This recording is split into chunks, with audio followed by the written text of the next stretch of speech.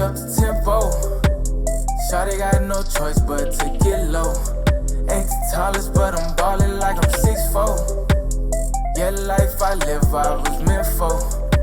It's simple, if we up the tempo. Shawty got no choice but to get low. Ain't the tallest, but I'm ballin' like I'm 6'4". Old school, new school. You know what it is. You know who it is. OG Lee in the house. Once again. Thank goodness. Thank goodness. Hey, thank goodness. And thank goodness. One more again. Hey. We're here. OG Lee, you in the East. They leaving here, man. Best father-son podcast in America. I'm the father. I'm the son, man. You're the son. And we got the Schoolie gang. And I'm telling you, it's Sunday afternoon. We are going to try to get the Holy Ghost up in here. The Holy Ghost up in here. Yeah. That's been a little theme going these last few goodness. episodes. So much is going on and nothing is going on. A lot happening with not a lot going on. Yeah, man. With that being said, with that being said, bro, how's that mental health doing over there? Man, I'm holding it together. And I'm holding it together for other people. Because if I don't have mine together, the folks around you may not have theirs together. You know? So you got to kind of like lead by example and try to understand life to where you are satisfied. Every living, breathing moment, be satisfied. I don't care if your baby mama left you. I don't care if you got no money. I don't care if your car broke down. I don't care if you don't have a peanut butter sandwich to eat. Be grateful and thankful and be satisfied. I'm done. Satisfied, being content. Some people think maybe being satisfied might mean complacent. No? Yeah, we've had this conversation before. And the bottom line is you have to be satisfied within yourself. Because I will say again, comparison is the thief of joy. Joy, yes, Lord. Yes, Lord. So be happy. Don't worry. Be happy. Yeah, that was the jam, man. You gotta be happy. It's not that easy, though. You know, that's really what it is for some people. I guess maybe most people. I don't know. I just speak for myself, man. The things that make me happy, or I would say unhappy in life, are things that I can't control a lot of times. And I try to keep working on that so that I'll be like, hey, that's gonna work itself out. Or as my mom would say, whatever, God is gonna work it out. You just gotta believe, you know. So say, like, just like you say, speaking for yourself. You wake up in the morning, sometimes that wave of, sadness might hit a person. It does, man. What do you, how are you fighting through that initial kind of wake up? Do you have to put something in your mind? Do you, how do you start that day? Well, it's a thought or thoughts, you know what I mean? So you got to ask yourself, why are you having these thoughts? Yeah. And I'm telling you, the one thing that you could do in that situation is put on some music, man, and start fucking singing. You cannot be sad when you're singing, man. It's just impossible. So just like you have to pull yourself together to try to work out.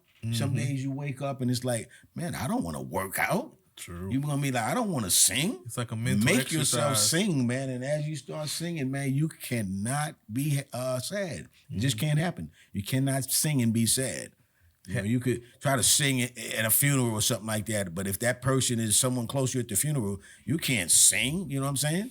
You got too much sobbing going on and shit like that. So yeah, there's no way literally that you can sing and not be happy outside of some kind of funeral or whatever.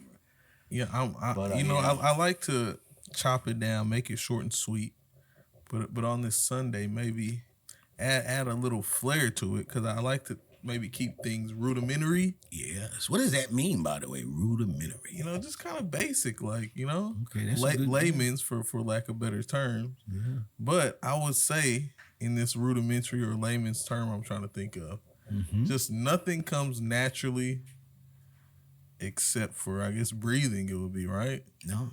What else you got? Death.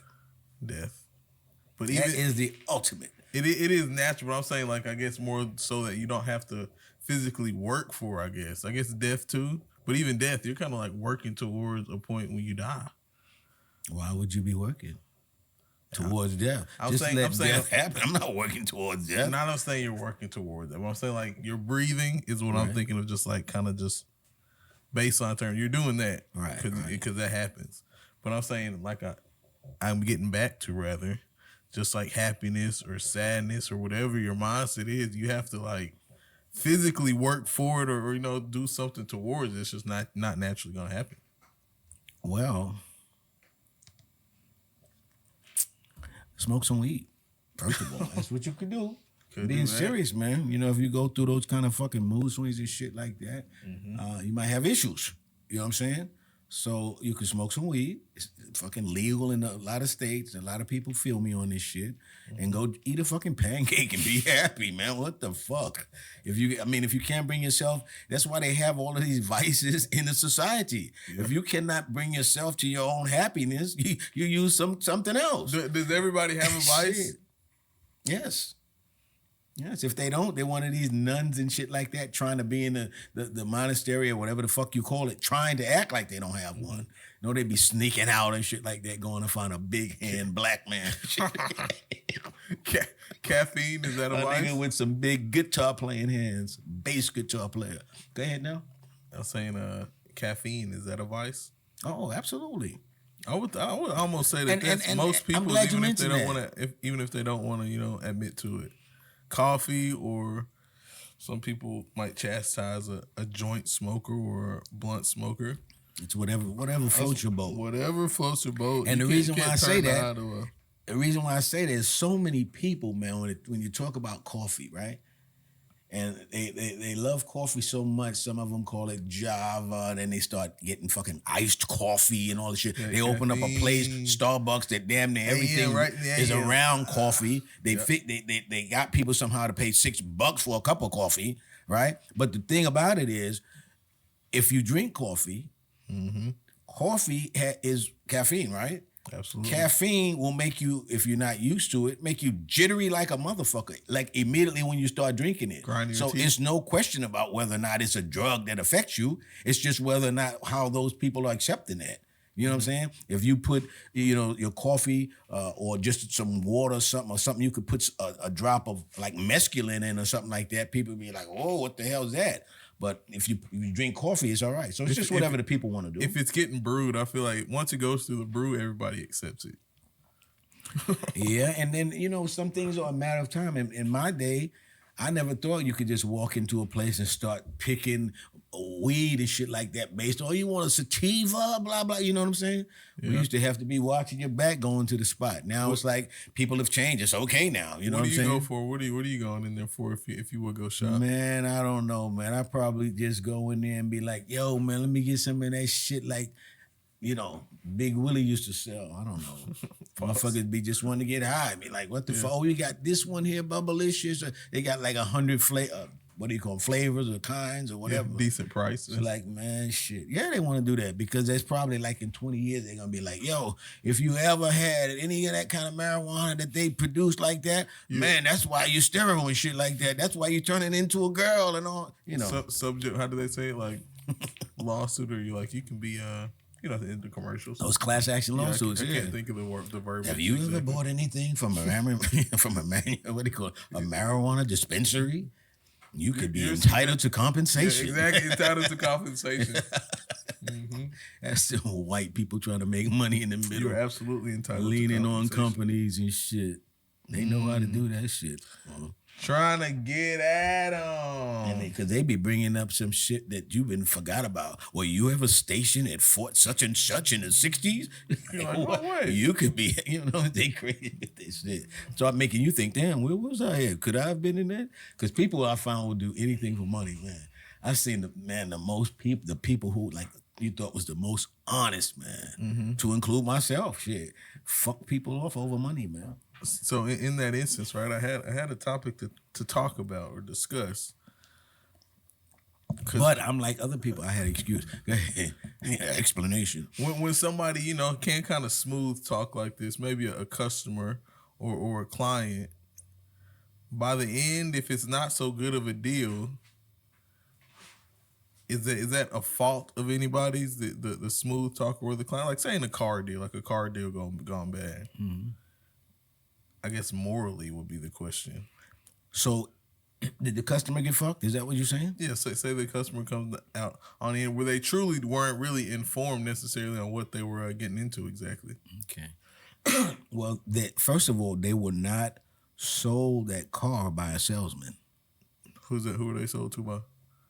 By someone who just didn't care, and they were doing that until they got to their next job. If you were a salesman, and you know what? I'm really glad that you brought this up. Because there's a lesson to be learned in this. Very important lesson. Here's a salesman, right? If he were a true salesman, he would be like, yeah, here's one of my customers. I took care of my customer. Then what is my customer going to do? He's going to tell somebody, right? And so maybe he bought a car. He going to finance it for 5 years. I may not hear from him in 3 or 4 before he want to trade it in. I might even start leaning on him about the 3rd or 4th year to come on in with me, right? And let me set him up on a new deal. If I never hooked him up, he ain't coming back to me. Once he realized that I screwed him, he's not coming back to me. He's not going to tell anybody about me. So if I'm a real salesman and I know this is what I do, by the time this guy, if I'm doing it right, by the time this guy come back to me either in 3 or 4 or 5 years, you know how many customers I've got now from that one sale if I did it right? Mm-hmm. So people do that all the time where they just go for what's here right now instead of thinking about what it is down the line. They do that all the time. They'll jerk a person in a minute not thinking, yo, that's a part of your base. After a while, you start selling to enough people because most people are going to think, well, nobody's buying cars. Nobody's got money. Eventually, you got to do something if you live in a place where you have to have a car, right? Mm-hmm. So start thinking about 365 days and you start getting customers. It's going to be a different day, a different week that somebody needs something else. You know what I'm saying? And then if you are smooth enough and you're really not jerking people, though, you can talk them into buying cars before their 5 years run out, right? Because you can sell them on some of the new gadgets and widgets that's in these cars, right? Mm-hmm. So you become a part of their life. And guess what? These people have kids. These people kids turn 16. These people kids turn 17, 18. You got other customers. And then you just keep it going, right? Because their kids are going to know people what they went to high school with. Hey, go over here and see Ian, man. He'll do you right. All of that can blossom from one seed. Whereas this person right here who did wrong, he poured something on his seed that poisoned it. It can't grow. So I'm glad you brought that up, man, because that happens all the time in life with people, as they say, they can't see the forest for the trees. For the trees. My God. I told you I'm going to bring some Holy Ghost up in here. Blocking blessings. Wait a minute. We got a cup of something because we need to pass this thing around for somebody give me some offering. You know what I'm saying? My goodness, huh? We'll have a virtual collection played out there. And I know they watch. I know people go to church, in the living room now. They definitely do that. So I think I might do this every Sunday now, man. I think I'm on something, man. I'm on something. Have some music. Anywho. So what's going on? You been watching the Bitcoin? Bitcoin has been going up. You have wait a minute. I did not reciprocate, man. In which way? How in the hell are you doing, man, mentally? Ooh, hey, it's day by day, man. I'm still out here in a fight. Day by dodging. Day. You like know that day by day? Who that? Put me on. Oh, dear Lord, these things I pray. You don't know that? I should have took the boy to church when he was young. You ain't go to no church, man. Day by day. You don't know that? Mm-mm. Anyhow, how's your day, man? You might not be doing it. Since you go day by day, how's your day? My day so far is good, man. Like I said, I chose the happy side of things today, vibing with it, meeting with the crew, the Schoolie gang, tapping in with me. You know what I mean? Taking it easy, man. Don't let the devil steal your joy.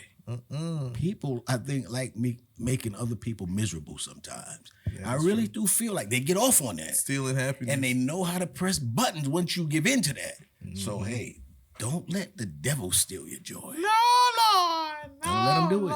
3 things I pray. Come on, man. Come on, break it down. See thee more clearly. Oh man, that's a sign that I'm not supposed to be doing all of that dancing in church. You know what I'm saying? Let me cut that out. That was a church song? That was a church song, man. That was like when you went to church with the white folks. They were singing stuff like that. Day by day? Day by day. And I think somebody remade it or something like that to give it a little more flavor. But yeah, we used to sing. I used to go to church with white folks. I tell you, in New York, was there go up to the altar, put the candles out with the candle. Oh, Catholic style. Yeah, they Lutheran people. Oh, yeah. Interesting. I never heard. Very interesting. I'm glad I did that as a young person to see how white people worship and see how black. I never heard of those stories. What times are these? What age? Man, in the '60s, when I was like probably 3 through about 10 or 11 or something like that. And they had a beautiful camp. That's the thing that really a lot of people in East New York will remember. Camp Benny, Beny, Camp Better, East New York. And boy, it's just a beautiful camp to go to every year. Summer camp style? Boy, those memories make me so, oh my God. Summer camp style? Summer camp style, yeah. Always going on the train, singing on a train and shit like that. Camp Benny, we love it here. Yes, y'all like camp outside type of deal? No, it was a day camp. Oh, okay. But we had a lot of outdoor activities. I would say that. A day camp for like an extended period of time? The whole summer. Fire. And it was really something. Every day through the summer? Yeah. And it was really something because, New York is spread out. Mm-hmm. So it was really something when we went on trips. New York's got everything. So you go into Central Park, Museum of Natural History, Bronx Museum, whatever. Classic. But you're moving like 50 or more people, you know what I'm saying? And on the trains of New York, it was beautiful, man. When you went on your trip, we singing and shit, it was something. Dang, something like that should still exist. The city paid for it. I don't know how they do. No, the church sponsored all of that. Yeah, dang. And I'm sure they had some tax-free dollars. But it really was extension of mainly for the people who went to the church, but anybody could join. But it was something for the summers. Did arts and crafts, man, and. We had the talent show every year. What's the number one memory from Camp Benny? Come on, bro. Top one. You got one, man. Every year we used to have a talent show at the end. And I used to be in the talent. Everybody used to go on a talent show at the end of the year. You had Mine was, I sang Marvin Gaye. I heard it through the grapevine. Through the grapevine. I don't think I won, but I remember... were you solo on stage or did you have backup? Solo, yeah. I heard it through the grapevine. I wish I could have seen that one. I blew out. I don't think I won though, but yeah, I remember I remember the words. You didn't get booed off stage, did you? And I also remember Marvin Gaye. No, I didn't get booed off the stage, man. They didn't do that back then.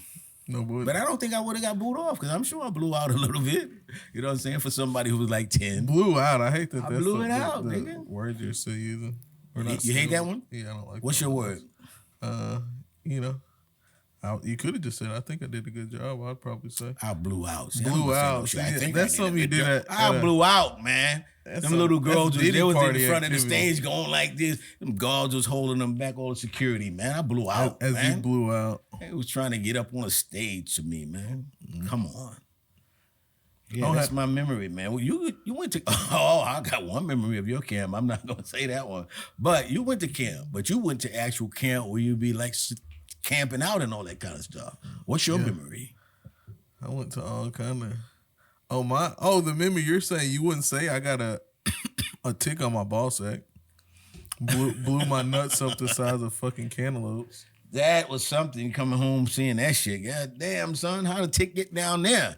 Then I learned that tick goes, they like those nice warm places and shit. Yeah. So for a female, you better really be careful. You know what I'm saying? Slept outside in a tube tent, as one would call it. Yeah. A tent connected just between two trees.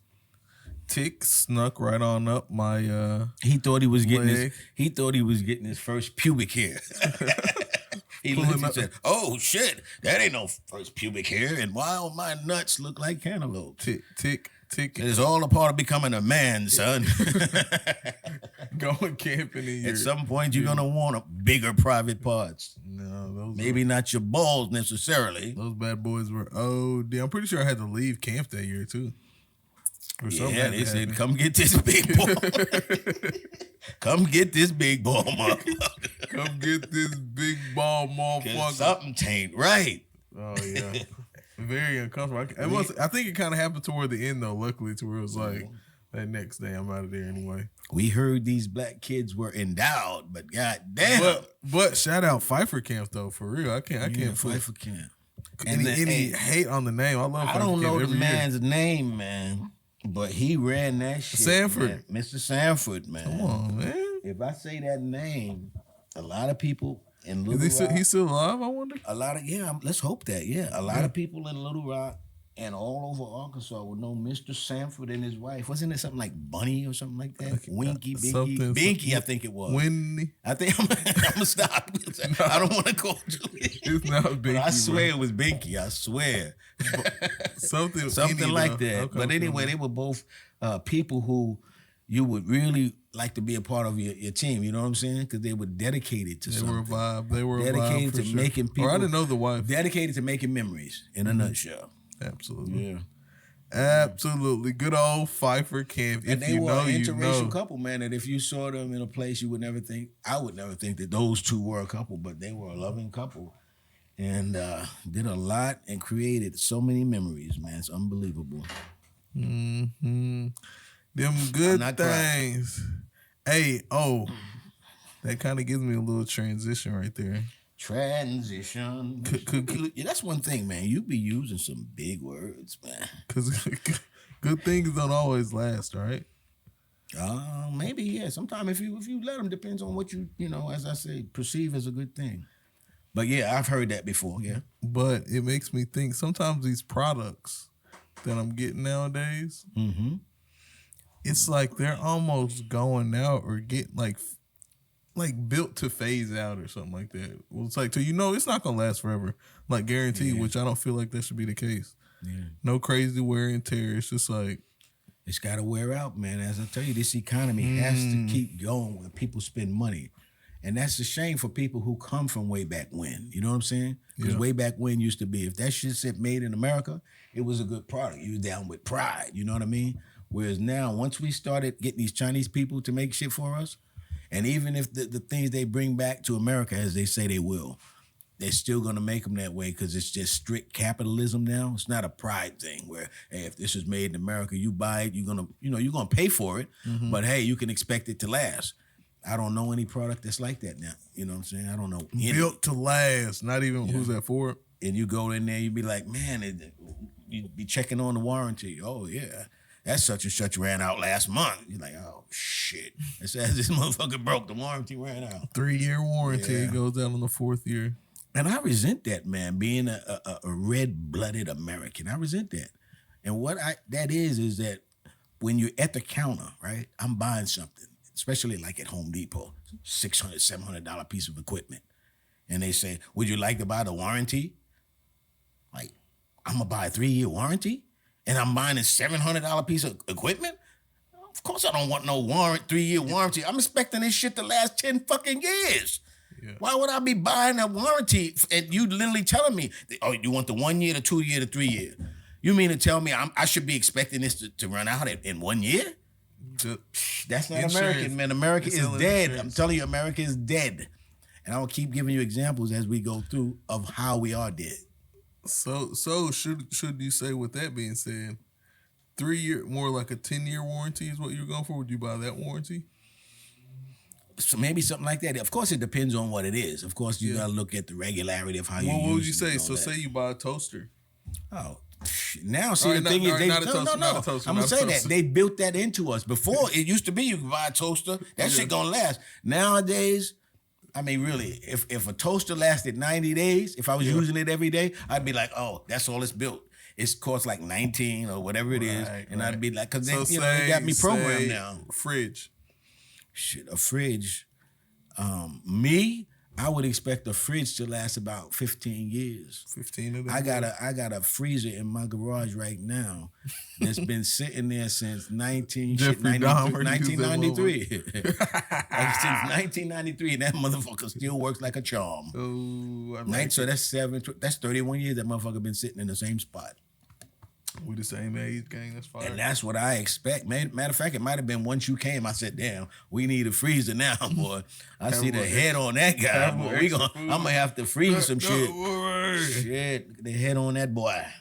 Hey. But, yeah, man, shit. I don't know. Most things like a computer, how long you think it should last?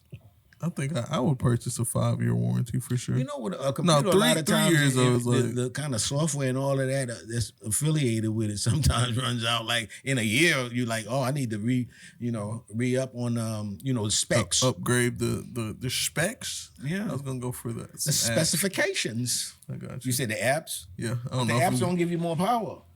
And that's really why you got to upgrade, because the apps become more powerful and use up more of the storage and the processing. Mm-hmm. Yeah. Indeed. Yes, indeed. Hey. So, man, it's Sunday, man. It is Sunday. Yeah. So let's toast to Sunday. Toast to Sunday? What are we toasting about? Oh, yeah. Man, the Holy Spirit sneaking up in here? Toast to being alive. And let me tell you something, man. Most people take that for granted, man.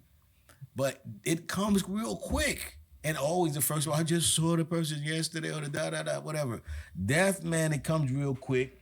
And that's why you really have to think about what matters to you, right? Mm-hmm. Because if you get somebody right now, rich as hell, and he's on his deathbed, he ain't tripping on no money, you know what I'm saying? And he's probably thinking about a lot of things he didn't do because he thought, and this is even with young people. I think about all these dudes, man, who they down with these gangs, you know what I'm saying? And they really have said to themselves, that's my life, I'm down with it. For this shit. And they don't know, when they gonna die.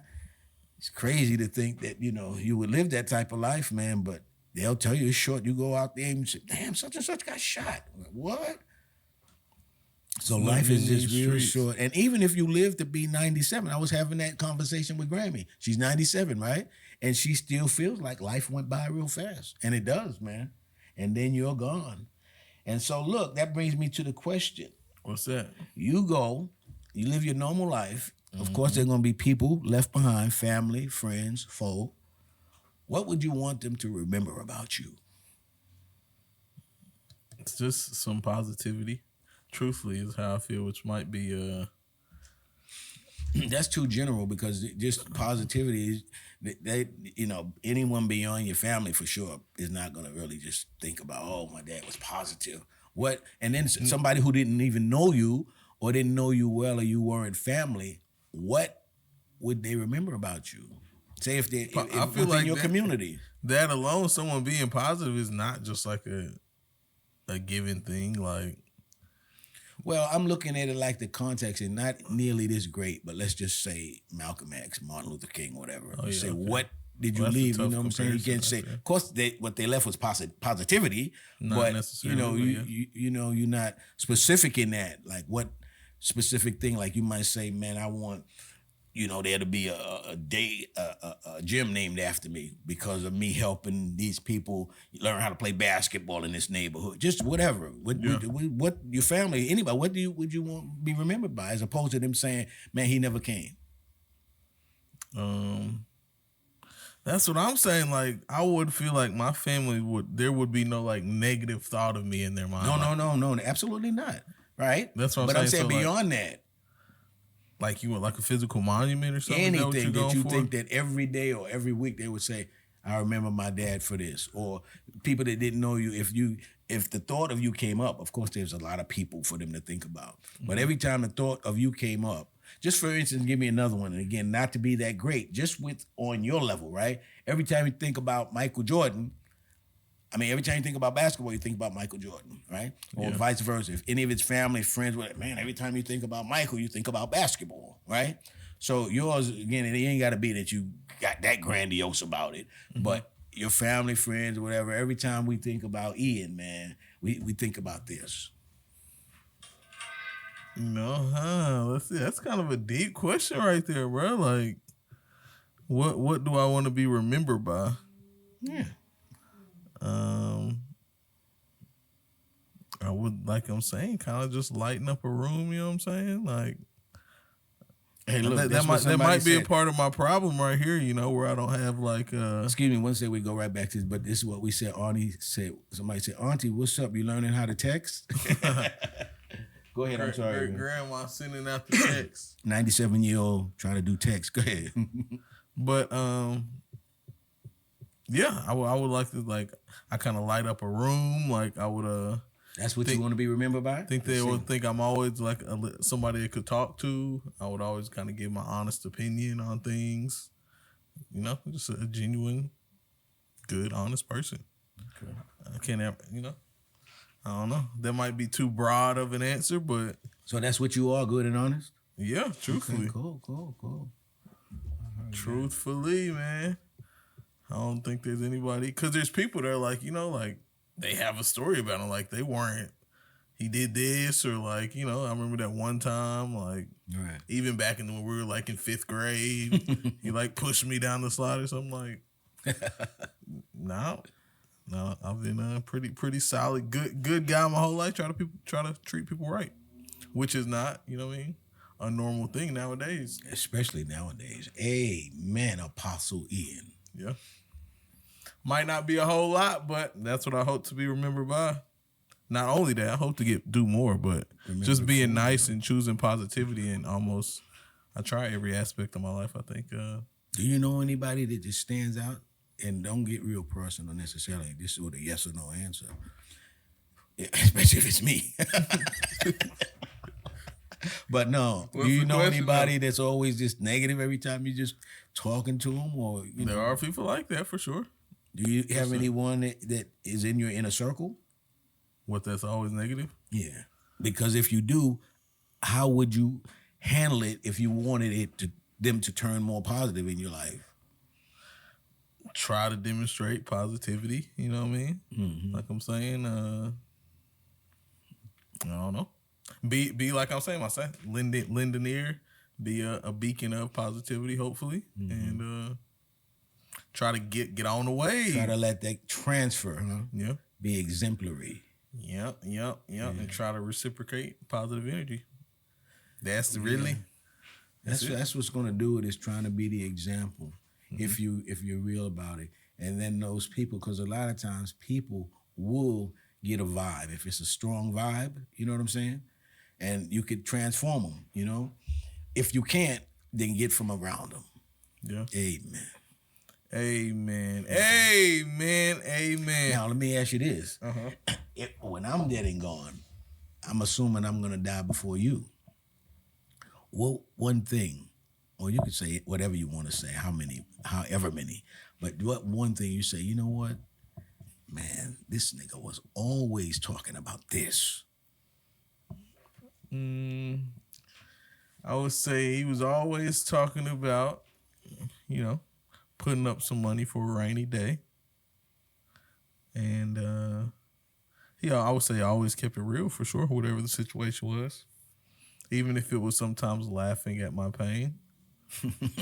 Definitely always kept it solid and gave a straight, genuine answer. I don't remember laughing at your pain, but I remember laughing at people's pain. Mm-hmm. Because I don't know if I told you this at the time, but whatever the pain was, first of all, you're going to get over it. Absolutely. And you're so concerned about it now because it's your pain. You know what I'm saying? People have went through what you went through and no problem, got over it. You just, fixed on it because it's your pain. Mm-hmm. But whatever it is, I knew you were going to get over it. And if it was funny, I was going to let you know it's funny. You might, in turn, have a similar consequence with, some of your progeny. You know what I'm saying? So progeny? Progeny, man. Put me on. What's that? Come on. Progeny. But anyway, progeny. Man, just to keep it real, the things that happen, it's a part of life, and you're not the first person it happened to. And those people have recovered. You're going to recover, move on, and be strong. You know what I mean? If it don't break you. But yeah, I was always on about that. Just trying to invest in something. And the reason that is, I came up with nothing. Literally. And when you can when I say that, just picture myself putting on my brother's sneakers and cutting out like a cardboard piece to go in the bottom of it and shit like that. That's real shit that I said, man, I don't ever want that shit to happen again. That's fucked up. You know what I'm saying? Real. And just real sometimes struggle. Not even eating. You know what I'm saying? And I always said, I don't want my kids to be like that. So I just said, man, I always said, look, do something, man, with your money as opposed to buying shit, because we do that a lot. I want the latest this, that. And as a black person, I came up as a part of the culture wanting to get the best these sneakers to match this coat, these kind of clothes. They wearing, they got certain type of handbags and all. Man, and all of that money we spent everybody trying to keep up with the Joneses, have the best shit on Easter. When you went to school the first day, you had all of this. We wasted so much money on material shit. Still do as a culture. Go in your house or my house or anybody's and look in the cabinets and look all of these places to see if you got shit that I didn't even realize that was up there. I forgot that was. We a big wasteful nation, all of us.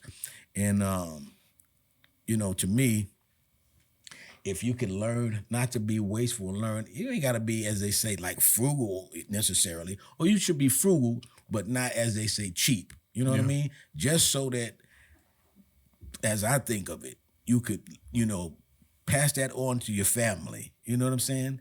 And most people don't think about it like that, but that is making your family stronger than they've ever been financially. As we've come up from slavery and up. These, black families, the ones who do it right, they are financially stable. You know what I'm saying? Mm-hmm. And that's all I would wish for anybody in the following generations. Absolutely. For real. Absolutely. And you doing your moves, man. I got to do my part. My generation coming, man. My generation, I'm here with you, man. Trying to keep up the ball rolling. Man, my shit is on E. That's what I was about to say to you, too. So it's time for me to take a little B. Hey. So I'll go outside and take a little P. All Amen. Right. Yes, Lord. Yes, Lord. OG Lee, UNDE, Old School, New School. Subscribe right back. Hey, and we are back in action, back up on baby. The scene. Back up on the scene. Episode 50. Oh. Uno? We didn't even talk about that, man. We didn't even bring it in with the episode. 51. Uno?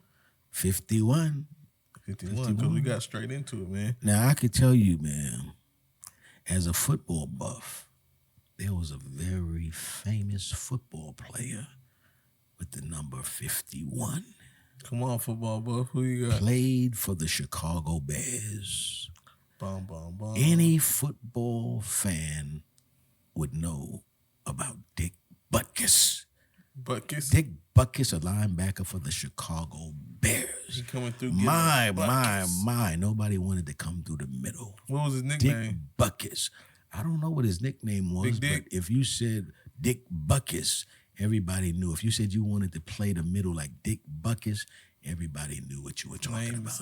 Any middle linebacker who's ever been anybody wanted to pattern himself after Dick Butkus. And I think this brother named Sam Mills seemed like he was a Chicago linebacker. And Chicago was known to be tough in the middle, to be that blue-collar team because of people like Dick Butkus. And then, of course, their offense was accentuated by none other than Gale Sayers. My. You should have been around. You should have been around. We're talking in the 60s. And then, Dick Butkus goes into the 70s. Yes, indeed. You're a football buff, though, you would say? At that time, I was, and that's why I know about number 51 for the Chicago Bears, Dick Butkus. And, of course, he had the key to Chicago. You should put me on, because I never even heard any of these people. Give me just, another kind of famous starter in that time. Gale Sayers, one of the best running backs to have ever lived. And they have a movie about Gale Sayers. And was that your favorite team at the time? No, but he was such an outstanding middle linebacker, as was Gale Sayers running back. And so Gale Sayers, I think, preceded Dick Butkus, but they played maybe a few years together, I think. Were you an at-home favorite? You liked the New York team, or who was your favorite? Oh, absolutely. At that time, our New York quarterback was Joe Namath. Joe Namath, they called him. Oh, it weren't any Jets. New York Jets. Huh? No, that was who Joe Namath. He was the quarterback. Number 12, Broadway Joe is what they called him. Broadway Joe is what they called him. When was he with him? 70s. Man, I would say anywhere from 69 forward, and I think I think he won a championship. But for Joe Namath was a real ladies' man. Mm-hmm. And so this is why they called him Broadway Joe. Mm-hmm. He was Showtime. And so when he ended his career, he went on to do a lot of commercials because he was thought to be such a good-looking dude. And then he also became a very famous sportscaster, Joe Namath. Joe Namath. Number 12. I knew you were But at the time, man, we were quarterback. We was down with Miami. I was down with Miami because they had such a good team. They had the college? No, the Miami Dolphins. Oh, Dolphins. Okay. They were number 12, Bob Greasy. And then they had a dude, man, who was, every young brother at the time wanted to be Mercury Morris, number 22. Was he smooth with it? Man, this brother, as you go back, they probably forgot about him. But the people who they put, the shoulders they was riding on, everybody bounced off of that. I don't know about the other backs who came literally, but it's plenty of them. They had to. Running back? Oh, yes, number 22. And his name was Mercury for that reason, obviously. What was hot? And they won, I think 2, 3, maybe not, 1972, I think they won. And that was the year.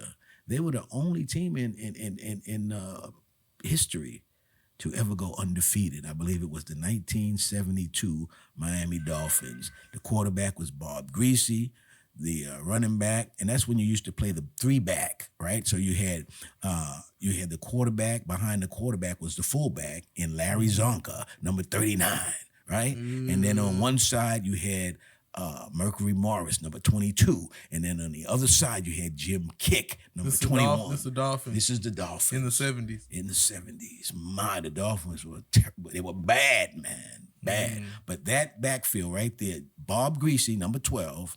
Then right behind him lined up was number 39, Larry Zonka. Larry Zonka was to football on offense what Dick Butkus was on defense. He was the fullback. And then again, you had the 2 halfbacks, number 21, Jim Kick, and number 22, Mercury Morris. Bad tandem. Anywho, what's going on? Oh, man, I was just taking a little stroll down memory lane, bro. Down memory lane. A little stroll. Oh, my God. I really hate to just switch up the vibe that we just had going on. But you brought up Go ahead. No, tell me what you got. I was just going to bring back up the Bitcoin, but we'll get back to that. Oh, yeah, we can come in with a good segment. But you gave me a name, a Dr. Kevorkian. Oh, my goodness. Who is this guy exactly? Dr. K. Dr. Kevorkian. Well, tell me about Dr. Kevorkian. I'm trying to get a little listen about him. Let's see what I got in my memory banks about Dr. K. Mm-hmm. First of all, he was a doctor. Yeah, I'm doing my own research. And he believed that a person should have the right to death and that it should be peaceful when they decide that they want to die. And so he went against the grain and even against the law. And he was doing it, and then, of course, they found out about it. Yeah. But once they found out, he continued to do it. And if I'm not mistaken, they put his monkey ass in prison. But he was kind of letting people come in and do it? It started the conversation about people having the right to death. So if you could picture you getting an IV for any surgery you would have, right? Yeah. He had something in it that would kill your ass. Just that simple. But you went down peacefully as if you were getting something when you go to surgery. You ever had a surgery, they put that shit in you, you wake up, you don't know what the fuck happened or whatever, you know what I'm saying? Yeah. So that's the way he wanted people to die. You see, if you had some kind of terminal cancer, he felt like you should have the right to say, hey, I don't want to start going through all of the shit that cancer puts me through. I want to peacefully die like this. Yeah. And the government even now is against that. And so I ask you, what do you think about that? Should people have the right to die? Well, people... Just the idea of it, the verbiage of it, should you have the right, people are going to want to fight that and go against it. That's a good point. But me personally, I would think you should have the right if you wanted to live your life or not. It just kind of feels pretty cut and dry. But it wouldn't be that cut and dry once it gets, you know what I'm saying? right sounds like voting, and then voting sounds like, propaganda coming in, swaying people in certain directions. So you're saying you don't think that if you had to vote right now, they said that either we could go with that or not, where you going? I'm gonna say yes, but it would be extenuating circumstances and all this stuff that would come up, Well, because like, what if the person couldn't talk, and then then somebody in their family, you could do like. Could the person hear? There we go. Could the person hear? I'm asking you, if the person could hear, honey, would you, or obviously, in a situation like that, I would think that I don't want to be able to ask the person that ever. If they would write something on the thing and tell me they want to do that, I'm not going to suggest that to them. Oh, you little messed up, and I'm suggesting, oh, you want to kill yourself? I'm never going to do that, you know what I'm saying? But if they wrote that to me or something like that, then yeah, but yeah. So yeah, you think, what do you think if you just had to say yes or no? Yeah, I said myself for sure, yeah. Okay. I think you should have and I think absolutely they should. Yep. And the reason I think that is because at last count, they said it was 300 million Americans. Mm-hmm. And in general, nobody cares about the average person, but their family, right? So to me, it'd be a family matter to say, hey, because you could have the funeral or whatever, or be around them when they decide to do that even. I don't think I would want to necessarily be there when they, drop out or whatever. So I would just have the regular funeral for them. But I would go for that, man, because nobody cares about you really, other than your family. Nobody knows about you, right? So to say, hey, we got a family member, he's suffering, we've made the choice, right? And yeah, we want to feel like man did control this, just for the sake of what it is, for him or her not to go through so much pain. And I don't see why, and after a while, once you've done it enough, it becomes normal. Hey, this guy was really, bad off. His daughter or whatever was real bad off. They killed themselves. Okay. And to me, that's how nonchalant you should be about it. Long as no one forces them to do it, I'm all for it. Kill yourself.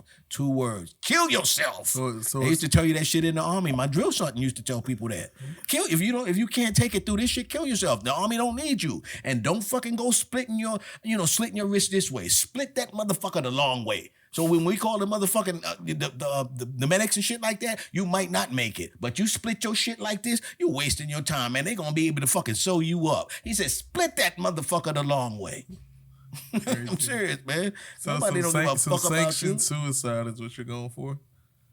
I like absolutely. Terms. Okay. Yeah. And when you're looking at it, I want you to find out, what was the final fate of Dr. Kevorkian? Did they finally let him out? Did he ever actually go? Did they give him parole, probation, whatever? So yeah, one day I'd like to know about that. Do some homework. We got some homework to do. My. Anybody who knows about Dr. K, put it in the comments or something. Yeah, give me some closure. Send it to us, man. Send it to us. Oh my God. We's free. We's free. Thank God Almighty. We's free. Remember that time we went to ring the bell? And the bell of freedom was frozen on here. It wouldn't come off. Oh, that's how it's going to be, man. In a couple of years here, they may try to go back on the freedom and shit, man. They may try to freeze the freedom. Yeah, get rid of it, make sure it not exist. But is it time for what? It is time for, with the ring of the bell, a good old mind crusher. A moment of reflection, according to what I'm reading. And that's now, the name of this I could read through the card and tell you what that is, but I'm not going to do that this episode. A moment of reflection. Sometimes, when I'm in the bathroom, oh shit, I get distracted by my own reflection. I stop and stare at the strange person I see inside of the mirror. I ask myself, how is it possible that this weird-looking person contains my entire subjective reality behind their dumb blinking eyes? Have you ever done this? Why do people do this? No, I never do that. But I do look in the mirror quite a bit. Same. Just from the vanity standpoint, I think I'm a handsome motherfucker. Yeah, I would never call myself dumb. I know also. I'm man, I know I'm like one of the ugliest motherfuckers, to be honest. But all through my life, I had to tell myself that I was fucking handsome. You know what I'm saying? Because if you don't pump yourself, who will? You know what I'm saying? So even though I always knew I wasn't the handsomest motherfucker in the room, I always thought I was. Yeah, I'm glad I look like my mama. Shit. Yeah, man, because I tell you, you're going to have it rough if you're looking like me. But what they say? I always pull. Do I look like you? How do you feel like? What do I look like? I don't know, but I remember. Do you remember that one time probably our first time we went to New York together? We walked to the store and we were standing behind the girl. She was like up at the counter. As soon as she turned around, oh, I know y'all father and son, cause y'all look just alike.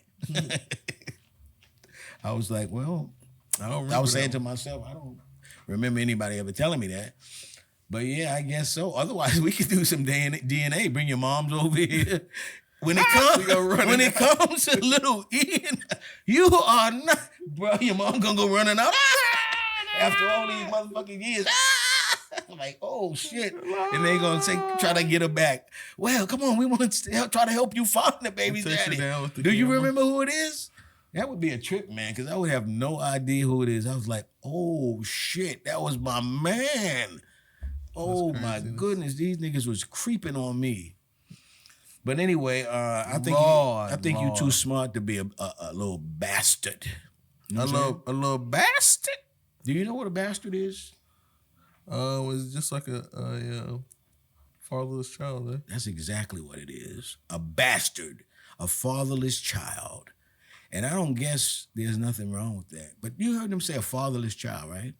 How could it be a fatherless child if he's been created? Because somebody had to create him, right? Right. So it's not that he's a fatherless child when you're a bastard, you know, because you were made out of wedlock, right? So he's still your father. So we got to make up something else. He's not a fatherless child. I guess it just implies the lack of action from said father, maybe in the kid's That's life. interesting, man. I never really thought about that. Yeah. A fatherless child. What would he be technically? Because he got a father, you know. Except is there a definition of father? I was about to say fatherless. Wow, father. I never really thought about that he was fatherless. Because the moms, most times they know who the father is. So what do they call him when they're not like a father? He just was like a sperm donor, I guess. Fatherless. What do they call that in lexicon of America? You know what I'm saying? Because bastard, a fatherless child, to me, that's not a good definition. A baby daddy, I think. But I do want you to look up one time. What do they consider a father? Because that helps me just thinking about us having a society where we have a lot of that. What is it? He does have a father, you know, because we say that a lot of times. You know, I was a single parent, and that's cool because your father wasn't there, but you're not fatherless until your father dies. If we making up the term, what we got? Man, to me, it's so different. That's why our society is messing up now. Because like a father could be real hard of a father, you know what I'm saying? But then they say, the girls say, oh, but he's not making enough money and shit like that. You know what I'm saying? So when you think about father, it's got a lot of facets to it. You know what I mean? Yes, indeed. Because are you not a good father if you don't make enough money? Or more money than your wife or some shit like that, where they say, oh, I don't want, I'm getting divorced from you and shit. It's like, wow, I'm a good father, I'm a good this, blah, blah, blah, but you don't make enough money. You be like that. So what they saying is a father? Just give me the first sentence. The definition of father? A father. Father, a man in a relationship to his child or children. Okay, so they mention relationship. Fatherless. They mention relationship. Okay. So any definition I feel like is made up, obviously, by people, right? So it's how you feel. To me, it's how I feel about it. And that is a part of the definition to me. Do they go on any farther? Do they go on any farther? Do I say bars? Bars. Father, a priest. Oh, yeah, they do have some fathers like that. Boy, them priests are something else. You know why? They're slick. Remember I was talking to you about psychology? Mm-hmm. What they do? First word out of your mouth to that man is father. All right? Mm-hmm. So now there's a correlation between that and father sexually molesting you. There's been a lot of sexual molestation in these churches that call people father. Catholic churches, yeah. So he presents himself to you like a father and really, really allows you to attach to him like a father. Before you know it, freakiness. He is trying to play hide the salami. And it's on the record. It's not me saying it. It's on the record. So watch it with that one with the fathers. The fathers. Because the fathers do one thing. They lay hands. Chill out, bro. It's on the record. It ain't me. Go ahead. Chill out, bro. The fathers lay hands. I'm just saying. Chill out. Which I hate this weird transition that just gave to me, bro. Mm-hmm. But it kind of made me think of the word of the day. Oh, my God. The word of the day. And you talking about these handsy Catholic word preachers. Of the day. Being fathers, laying hands. Word of the day. It gave to me the good old word of the day, which is dexterous. And dexterous. Most simply defined, showing or having skill, especially with the hands. Don't let me put this dexterous on you. Don't let me put these dexterous in your life. Chill out. Catholic preached out here dexterous. Yes. Oh, man. Oh, hey, man. Let me tell you something. I'm going to give you a good definition for that word. Give me one. I got a sentence or definition? I got a granddaughter, right? I'll give you a situation. I got a granddaughter. Mm-hmm. She's not even 2 years old yet, but this was like, she might have been like 11 months or something like that. And she was so dexterous at that time that she could pick up a key and put it in the lock. She couldn't turn it. Couldn't turn it. Yeah. But I was surprised that she could, at that age, pick that key up and put it in the lock set. Mm-hmm. She was so dexterous at that age. You know what I'm talking about? Yeah. I be watching things, man. I like that one. I be knowing that one. We might leave. Should we leave them with a word of the day, or you guys got something to tell these people? I'm not ready to leave yet, man. Tell these people something, man. Gotta talk about the Bitcoin. Oh yeah, you gotta do it right. Watch. Come on, Bitcoin watch. This said, talk that bit. Okay, so talk that bit. I gotta talk about Bitcoin real quick. Mm-hmm. Currently, Bitcoin is at a little bit over 96,000. November 24th. Oh, okay. So I think we had one of the words was capitulation. Oh, we talked about that. So we got some capitulation in the Bitcoin price. Capitulation. And by the way, what's that? Friday evening, the Bitcoin had got up to as high as 99,000, and I think about 500. So it was teetering with 100,000. And that's how most of these things work, stocks or different things. They come up on what you call resistance. Mm-hmm. And the resistance level for Bitcoin right now is $99,000. I mean, $100,000 to go to that point. So 99.5 or whatever. But the resistance point is $100,000. 100 grand. And so what happens when you hit resistance is you see that capitulation. But down to just 96.3 is good capitulation. As I said, you want to see the ups and the downs. You don't want to see straight ascension because then you're going to have straight dissension. You know what I'm saying? Mm-hmm. So we're looking good at this price. And another thing that's important for people who like to play with this stuff is the majority of the Bitcoin that really moves the market is the American market. So what you want to see is over the weekend when there's really no American markets, is for Bitcoin to hold its own and not go too low. Mm-hmm. And then when the American session comes back in, it tends to get more gravity because of more people coming in and Americans really moving markets. Yeah. So one of the things that I think you will see for sure is that Bitcoin, whether it's this week or the next, it will hit over $100,000 when the American markets are in play. Because I wouldn't be surprised if somebody somewhere is putting together a party. So it's going to be in America where they want to see it go over the $100,000. It's not going to be during the weekend. Yeah. You know what I'm saying? So we probably see it start getting a little more traction as this week comes, right? So I want you to look at that. But I'm just looking at the Bitcoin price and the Bitcoin action to tell people. I'm trying to tell them, like I was saying before, Bitcoin is so expensive. So even if you say you take $500, you're only going to get a small fraction of Bitcoin. So if you're looking for something short term, you want to get with an altcoin where you can get into it and get a good position. So as it rises like Bitcoin, right? And another one, check on it. I won't go through it this time, but we talked about MicroScientific. And we talked about MicroStrategy and Core Scientific. There we go. MSTR and CORZ. These guys have been going up. I think the last time we were talking about 16. Friday, Microsoft hit 18 and some change. So you may be able to get more traction with some of these big crypto mining stocks. And this is what I'm going to say on this also before I leave you here.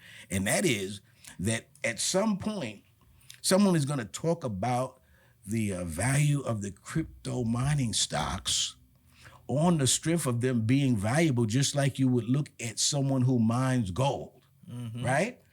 And what you're going to see eventually after the money's run out going into the crypto mining stocks for a minute, the next storyline you're going to hear is about merging in the space, and that's going to bring up some value. And that might be 8, 9 months out. But eventually that'll talk about them merging to make, one company, since the space is kind of crowded right now. But not before you see the thing go up in your portfolio about 100%. I'm telling you what I know now. He talking that big. It's OG Lee. It's you. I didn't get that good. It's OG Lee. It's subscribe. It's Old School, New School. You know what it is. You know who it is. Best father-son podcast in America. Subscribe. 51. Ahí nada más. 51. Mucho gusto. Shawty got no choice but to get low. Ain't the tallest, but I'm ballin' like I'm